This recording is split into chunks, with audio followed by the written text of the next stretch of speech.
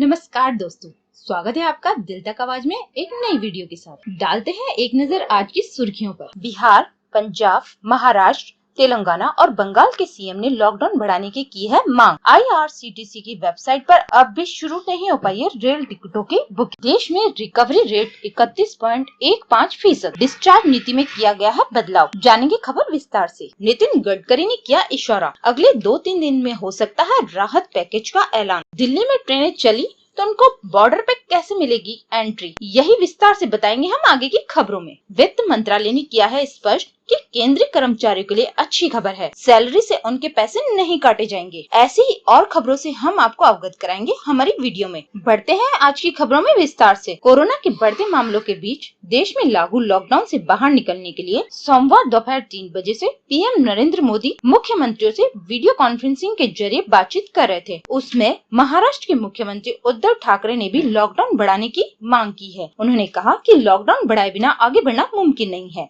Video conferencing में पंजाब के CM captain Amarinder Singh ने भी लॉकडाउन बढ़ाने का समर्थन किया है। उन्होंने कहा कि लोगों की जिंदगी बचानी जरूरी है, 3 महीने के लिए वित्तीय मदद की जाए और साथ ही उन्होंने यह भी कहा है कि लॉकडाउन से बाहर आने के लिए रणनीति बनाई जाए। तमिलनाडु के सीएम के पलानीस्वामी ने भी कहा कि जैसा चेन्नई में पॉजिटिव मामले आ रहे हैं, तमिलनाडु में 31 मई तक ट्रेन सेवा की अनुमति न दी जाए। उन्होंने यह भी कहा कि अगर लॉकडाउन नहीं बढ़ाया गया तो बाहर से लोग आ जाएंगे, इससे कोरोना वायरस का संकट गहरा सकता है। पीएम मोदी ने कहा कि कोरोना महामारी से निपटने में भारत की सफलता को वैश्विक मान्यता मिली है। हमें यह भी सुनिश्चित करना होगा कि ग्रामीण भारत इस संकट से मुक्त रहे। पीएम मोदी ने कहा कि राज्य केंद्र के साथ मिलकर काम कर रहे हैं। कैबिनेट सचिव राज्यों के सचिव के साथ लगातार संपर्क में है। प्रधानमंत्री नरेंद्र मोदी ने कहा कि भारत इस संकट से अपने आप को बचाने में बहुत हद तक सफल हुआ है और राज्यों ने बहुत अच्छे से जिम्मेदारी निभाई है। बढ़ते हैं आज की अगली खबर की ओर। कोरोना महामारी के कारण देश में लॉकडाउन के बीच सरकार ने आज यानी 12 मई से ट्रेन सेवाएं शुरू करने का फैसला किया था। इसके लिए ऑनलाइन टिकट बुकिंग शुरू होनी थी, लेकिन तकनीकी दिक्कत के कारण बुकिंग नहीं शुरू हो सकी है। इसके बाद 6 बजे से बुकिंग शुरू होनी थी, लेकिन तकनीकी खामियों की वजह से अभी भी पहले की तरह ही दिक्कतें आ रही है।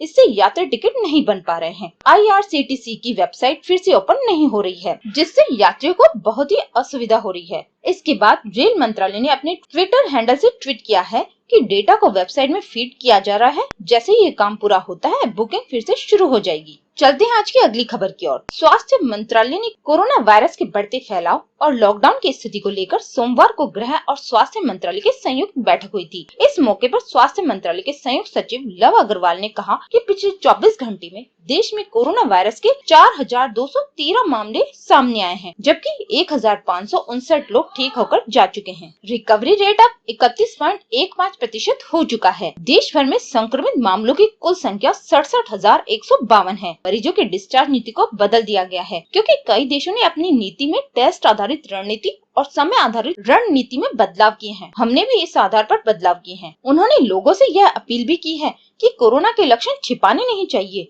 लोगों को खुद खुलकर सामने आना चाहिए ताकि कोरोना से लड़ने में मदद मिल सके, क्योंकि हमें कोरोना से लड़ना है, घबराना नहीं है। चलते हैं आज की अगली खबर की ओर। केंद्रीय मंत्री नितिन गडकरी को उम्मीद है कि केंद्र सरकार अगले 2-3 दिन में नए आर्थिक पैकेज की घोषणा कर सकती है। उन्होंने सोमवार को कहा कि आरबीआई द्वारा लोन के भुगतान पर घोषित 3 माह के मोराटोरियम के बावजूद स्थिति बहुत खराब है। एमएसएमई, सड़क परिवहन और राजमार्ग मामलों के मंत्री ने कहा कि सरकार उद्योग के साथ खड़ी है, लेकिन इंडस्ट्री को भी यह समझना होगा कि सरकार की अपनी सीमाएं हैं। गडकरी ने कहा, सभी को बचाने के लिए हम अपने स्तर से हर संभव प्रयास कर रहे हैं। उन्होंने कहा कि जापान और अमेरिका की सरकार ने बहुत बड़े आकार के पैकेजों की घोषणा की है, लेकिन भारत की अर्थव्यवस्थाएं उनसे छोटी हैं। बढ़ते हैं आज की अगली खबर की ओर। स्वास्थ्य मंत्रालय ने होम आइसोलेशन के लिए जारी की है नई गाइडलाइंस। बता दें कि स्वास्थ्य एवं परिवार कल्याण मंत्रालय ने सोमवार को कोविड-19 संक्रमण के मद्देनजर आइसोलेशन के गाइडलाइंस में संशोधन किया है। मंत्रालय की ओर से अपडेट किए गए गाइडलाइन के तहत कम लक्षण या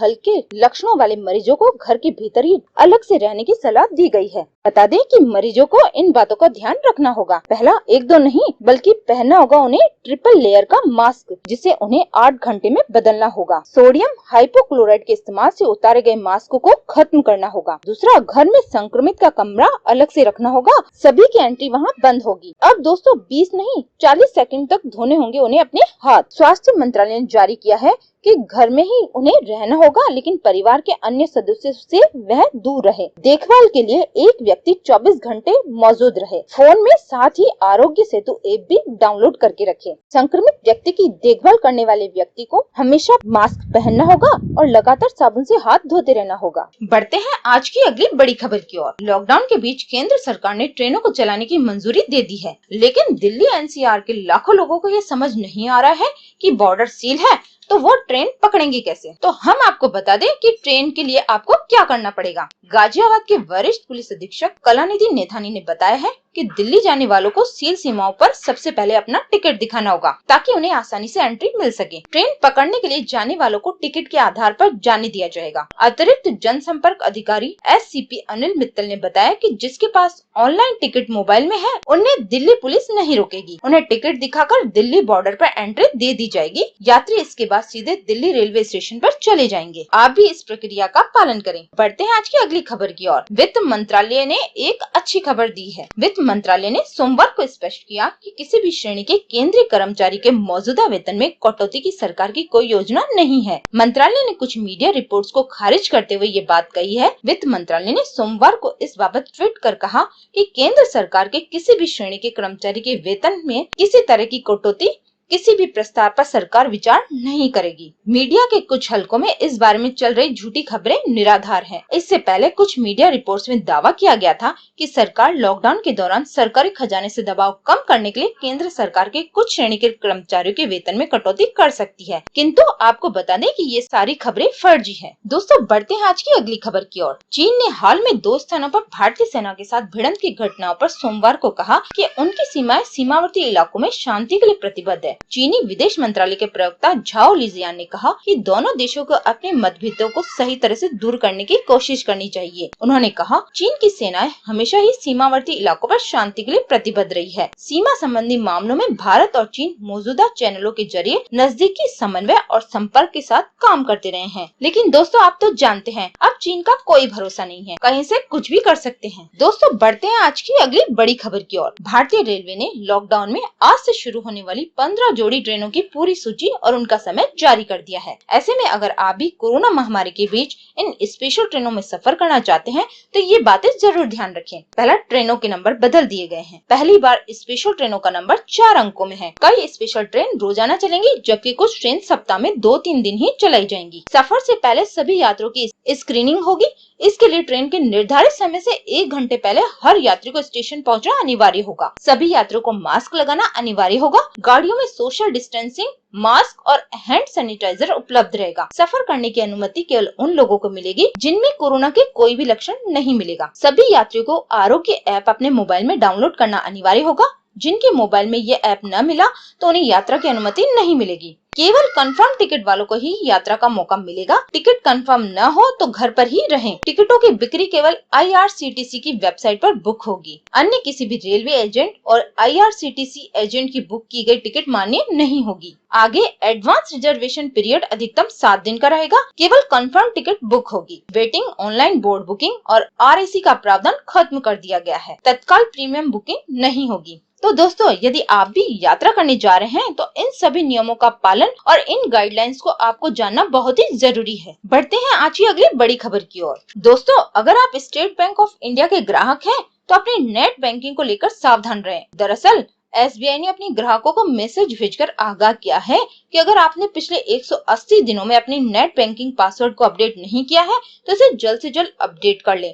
बैंक ने अपने ग्राहकों से कहा कि वे SBI के ऑनलाइन पोर्टल पर जाकर अपने खाते की जानकारी को अपडेट कर सकते हैं। बैंकों में मुताबिक हाल फिलहाल में जालसाज SBI ग्राहकों के मोबाइल पर मैसेज भेज रहे हैं। बता दें कि उस मैसेज में भेजे जाने वाला link SBI net banking page की तरह ही दिखता है। मैसेज भेजकर ग्राहकों से उस लिंक पर क्लिक करने को कहा जाता है। अगर आप उस लिंक पर क्लिक करते हैं तो आपकी सारी गोपनीय जानकारी जालसाजों के पास पहुंच जाती है और इस तरह से वे आपके खाते में सेंध लगा सकते हैं। तो दोस्तों बैंक ने कहा है कि अगर आपके पास ऐसा कोई मैसेज आता है तो आप उसे तुरंत इग्नोर करें और उस मैसेज को तुरंत अपने मोबाइल से डिलीट कर दें। और दूसरा, अगर आपके पास ऐसा कोई मैसेज आता है तो आप इसकी जानकारी SBI के दूसरे ग्राहकों को भी बता दें। दोस्तों कई बार जालसाज सिम क्लोनिंग या सिम स्वैपिंग के जरिए भी ठगी करते हैं। दरअसल फ्रॉड करने वाला व्यक्ति आपके सिम का डुप्लीकेट तैयार करता है। सिम स्वैप का मतलब है वह सिम बदल लेता है। फिर जालसाजी करने वाले आपके फोन नंबर से एक नए सिम का रजिस्ट्रेशन करवा लेते हैं। इसके बाद आपका सिम बंद हो जाता है। सिम बंद होने के बाद आपके नंबर पर रजिस्टर्ड हुए दूसरे नंबर पर आने वाले OTP के जरिए कोई भी आपके खाते में सेंध लगा सकता है। तो दोस्तों, इससे बचने के लिए अगर आपके सिम पर नेटवर्क ठीक नहीं है या फिर आपके फोन पर कोई कॉल्स आ रही है और न ही कोई अलर्ट है, तो तुरंत इसकी शिकायत अपने मोबाइल ऑपरेटर से करें। आपको सिम क्लोनिंग जैसे तरीकों से बचने के लिए अलर्ट रहना होगा। दोस्तों, बढ़ते हैं आज की अगली बड़ी खबर की ओर। स्पेस में ही 65 टुकड़ों में टूटकर बिखर गया है रूस का फ्रेगेट SB रॉकेट। उसके कुछ टुकड़े हिंद महासागर में भी गिरे हैं, जिनकी अमेरिकी सेना को तलाश है। रूस के अखबार मॉस्को टाइम्स ने इसकी पुष्टि की है। बता दें कि वर्ष 2011 में रूस की अंतरिक्ष एजेंसी रोसकॉस्मोस ने इसके जरिए स्पेक्टर 8 सैटेलाइट को लॉन्च किया था। इसके बाद से ये रॉकेट स्पेस में ही चक्कर लगा रहा था, लेकिन 2019 में इससे संपर्क पूरी तरह से टूट गया था। इसके बाद इसकी तलाश की जा रही थी। मॉस्को टाइम्स के मुताबिक इसके करीब 65 टुकड़े हुए हैं। बढ़ते हैं आज की अगली खबर की ओर। अपने ही देश की मिसाइल का निशाना बना है ईरानी युद्धपोत। 19 नौसैनिकों की मौत और 15 व्यक्ति घायल। ओमान की खाड़ी में चल रहे युद्धाभ्यास में भाग लेते समय ईरान का एक नौसैनिक पोत अपने ही देश के मिसाइल हमले का शिकार हो गया। दुर्घटनावश हुए इस हादसे में युद्धपोत पर सवार 19 नौसैनिकों की मौत हो गई, जबकि 15 जवान घायल हो गए। ईरानी सेना ने सोमवार को घटना की पुष्टि करते हुए पीड़ितों की संख्या की जानकारी दी है। इससे पहले ईरान के सरकारी मीडिया ने कहा था कि युद्धाभ्यास के दौरान नौसैनिक पोत कोणार्क लक्ष्य के बहुत करीब आ गया था। यह पोत दूसरे जहाजों के लिए लक्ष्यों को तैनात कर रहा था। इसी दौरान वह मिसाइल के निशाने पर आ गया और वह ध्वस्त हो गया। तो दोस्तों, आज की वीडियो में इतना ही। वीडियो पसंद आए तो लाइक, शेयर, कमेंट करना ना भूले। जो नए हैं वो हमारे चैनल को सब्सक्राइब करें और साथ ही बेल आइकन भी दबा दें, ताकि जब भी हमारी नई वीडियो अपलोड हो उन्हें नोटिफिकेशन मिलता रहे। मिलेंगे आपसे एक नई वीडियो के साथ। नमस्कार, खुदा हाफिज, शब बखैर।